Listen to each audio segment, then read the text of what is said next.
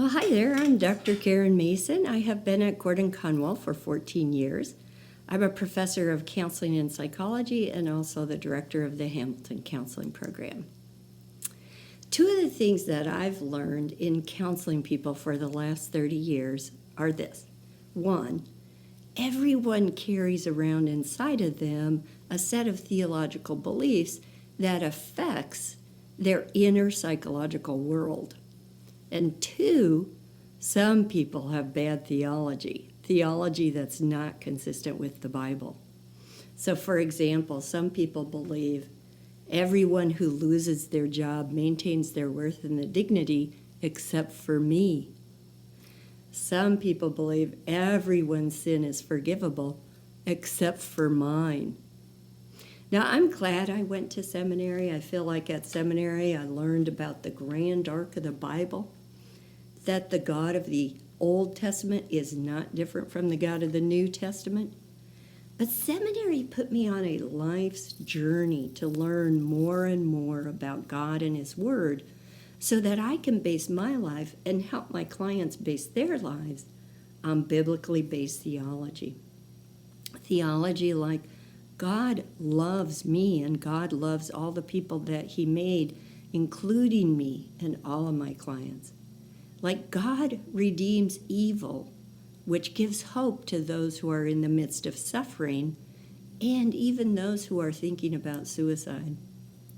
But the theology that has helped me the most as I work with clients is the notion of dialectics or paradox. Some truths in the Bible are dialectical or paradoxical, which means that biblical truth is found in the tension between two seemingly opposite truths. The Bible's full of dialectics, but not all truth in the Bible is dialectical. But some of the most well-known dialectics in the Bible are this. For instance, Jesus is both fully God and fully human. By faith, we fully depend on God's grace, but we also do the good works that God has called us to do. We're wonderfully made and sinful. These truths can seem like opposites, but we're called to live in the tension between them. A focus on our sinfulness alone can result in self-hate, and a focus on our being wonderfully made alone can result in a false pride. Both are true, but they must be held in tension. And sometimes I get off balance, and sometimes my clients get off balance.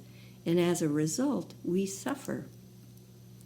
Pascal the philosopher is the one who captured this notion of living in the tension between two truths. And this is what he wrote. He said, "A man does not prove his greatness by standing at an extremity, but by touching both extremities at once and filling all that lies between them." So when we don't understand that the Bible has dialectics, we can get pulled over to one side or the other and get off balance. Living a human life and supporting other humans while they live theirs require the complexity of dialectics. Dialectics help us live our lives in balanced ways, and they help us be better counselors. So here's an example of how this works in a pandemic. Some Christians wonder, should I rely on God's protection alone, or should I physically distance? So after all, Psalm 33 emphasizes reliance on God's protection. But the eyes of the Lord are on those who fear Him, on those whose hope is in His unfailing love, to deliver them from death and keep them alive in famine, or presumably in a pandemic. But while Christians fully rely on God, they balance that reliance on God with action. So here's Martin Luther's advice when a plague hit Wittenberg in 1527. "I shall ask God mercifully to protect us. Then I shall fumigate, help purify the air, administer medicine and take it. I shall avoid places and persons where my presence is not needed, in order not to become contaminated and thus perchance inflict and pollute others, and so cause their death as a result of my negligence. If my neighbor needs me, however, I shall not avoid place or person, but will go freely as stated above. See, this is such a God-fearing faith because it is neither brash nor foolhardy and does not tempt God. Martin Luther balanced reliance on God with action. He lived in the tension between both truths. Now, I have seen clients get off balance with a passivity that tempts God without much action in many type of life situations. So, for instance, in choosing a career direction, in job searching, and searching for a life partner, and deciding to go on a mission trip, or deciding how to spend money.